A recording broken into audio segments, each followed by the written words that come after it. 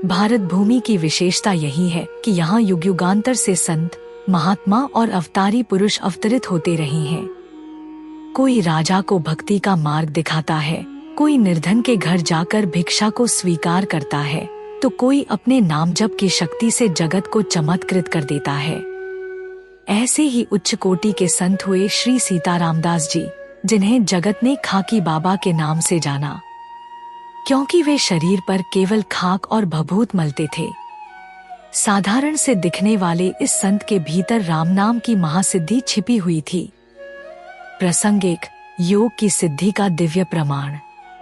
एक समय जर्मनी से कुछ वैज्ञानिक और शोधकर्ता भारत आए। वे योग और साधना के रहस्यों पर शोध करने निकले। उन्होंने कई स्थानों पर जाकर साधुओं, योगियों और तथाकथित तपस्वियों से मुलाकात की, परंतु उनकी आंखों को तो केवल पाखंड ही दिखाई दिया। उनके मन में विचार आया, भारत के साधु तो ढोंगी हैं। उन्होंने अपने शोध पत्र में लिख डाला, यह सब दिखावा है। अखबार में छपने के लिए भेजने ही वाले थे कि संयोग से वे खाकी बाबा के आश्रम आ पहुंचे। ज्यों ही बाबा ने उन्हें देखा, हंसकर बोले, पुत्र, भारत भूमि आज भी सिद्ध संतों से शून्य नहीं हुई है। तुम्हें योग की सिद्धि देखनी है तो लो, मैं दिखाता हूँ। बाबा गंगा किनारे गए, गंगा मैया को प्रणाम किया और कहा, माता, मुझे अपने मार्ग का साक्षी बनाने की कृपा करो। इतना कहना था कि बाबा जल पर चलते हुए गंगा के उस पार पहुंच गए। फिर उन्होंने गंगा से कहा, माता, मुझे लौटने का मार्ग दो। और अद्भुत दृश्य यह कि गंगा जल 2 धाराओं में बंट गई। बीच में एक स्वच्छ पथ बन गया। बाबा उस पथ पर चलते हुए पुनः अपने स्थान पर आ पहुंचे। विदेशी शोधकर्ताओं की आंखें फटी रह गईं। अब वे अपने शोधपत्रों में लिखने लगे, भारत में आज भी दिव्य संत है, जिनका जीवन ईश्वर की शक्ति का प्रत्यक्ष प्रमाण है। प्रसंग 2, मृत बालक को जीवन दान। एक स्त्री खाकी बाबा की बड़ी श्रद्धालु थी। उसका पुत्र अचानक गंभीर रोग से पीड़ित हो गया। वैद्य ने नाड़ी देखकर कह दिया, यह तो मर चुका है।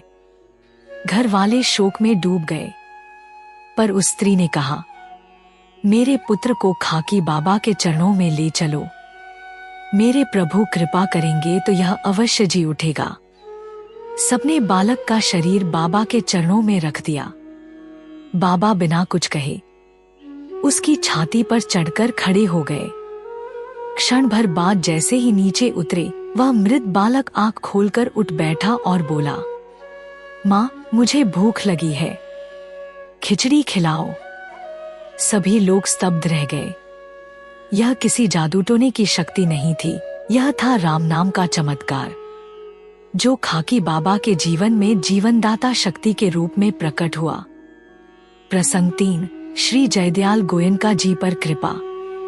बाबा के भक्तों में प्रसिद्ध सेठ जयदयाल गोयनका जी भी थे। उन्होंने बाबा से निवेदन किया, मुझे अपनी मृत्यु का समय बता दीजिए और यह भी बताइए कि मृत्यु के समय भगवत स्मरण बना रहे, इसके लिए मुझे क्या साधन करना चाहिए। बाबा उस समय मौन रहे। कुछ समय बाद उन्होंने अपने शिष्य नारायण दास जी से पत्र लिखवाया, सेठ जी, अमुक दिन अमुक समय पर आपका शरीर छूटेगा। आप अभी से ही अखंड रामध्यान और नाम जप में लग जाइए। पत्र मिलते ही गोयनका जी ने संसार का सब व्यवहार छोड़ दिया, पूरी तरह नाम जप और ध्यान में लग गए। और देखो चमत्कार, बाबा के बताए समय पर ही उन्होंने भगवान का स्मरण करते हुए देहत्याग किया। भाइयों, यह घटना सिद्ध करती है कि संत केवल भविष्य दृष्टा ही नहीं होते, बल्कि भक्त के अंतिम क्षण को भी मंगलमय बना सकते हैं। प्रसंग 4, रसिक भाव की प्राप्ति। प्रिया अली स्वरूप। अयोध्या में सिद्ध संत श्री रूपकला जी खाकी बाबा के मित्र थे। रात को जब बाबा उनके पास ठहरे तो उन्होंने देखा रूपकला जी विरह वेदना में रो रही हैं। हे प्रियतम, हे प्राणनाथ, हे किशोरी जी कहते हुए विलाप कर रही हैं। बाबा ने डांट कर कहा, यह क्या प्रिय प्रिय कहकर रोते रहते हो? क्या यही भक्ति है? रूपकला जी ने उत्तर दिया, भैया, जिसे रोग होता है वही पीड़ा को समझता है। मुझे विरह का रोग हुआ है। जब तुम्हें अनुभव होगा तभी समझ पाओगे। प्रातःकाल उन्होंने बाबा को लेकर श्री लक्ष्मण शरण जी महाराज के दर्शन के लिए गए। वहां अद्भुत घटना हुई। जैसे ही खाकी बाबा ने उनके चरण स्पर्श किए, उन्होंने देखा कि उनका अपना शरीर एक सुंदर तरुणी के रूप में बदल गया और सामने लेटे वृद्ध संत भी उन्हें एक युवती के रूप में दिखाई देने लगे। बाबा भयभीत होकर वहां से भागे और रूपकला जी से बोले, तुमने मुझे किस तांत्रिक के पास भेज दिया? उसके चरण छूते ही मैं युवती बन गया और वह बाबा भी स्त्री हो गए। रूपकला जी हंसकर बोले, यह कोई तंत्र नहीं है, यह तो किशोरी जी की कृपा है। आज से तुम प्रिया अली हो। तुम्हें सहचरी भाव प्राप्त हुआ है।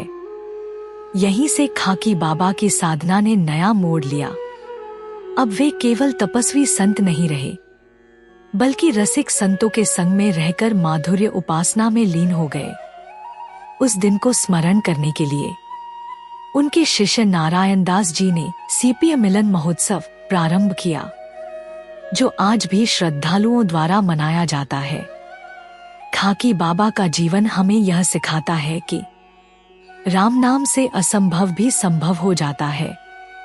सच्चे संत भक्त की श्रद्धा का प्रतिफल अवश्य देते हैं। मृत्यु जैसी भयावह स्थिति भी संत कृपा से भगवत धाम की यात्रा बन जाती है और रसिक संतों की कृपा से साधक अपने अंतरंग स्वरूप को पहचान सकता है। खाकी बाबा के जीवन का संदेश यही है कि संत केवल उपदेशक नहीं, वे ईश्वर की जीवंत झलक हैं। उनका जीवन स्वयं में एक शास्त्र है।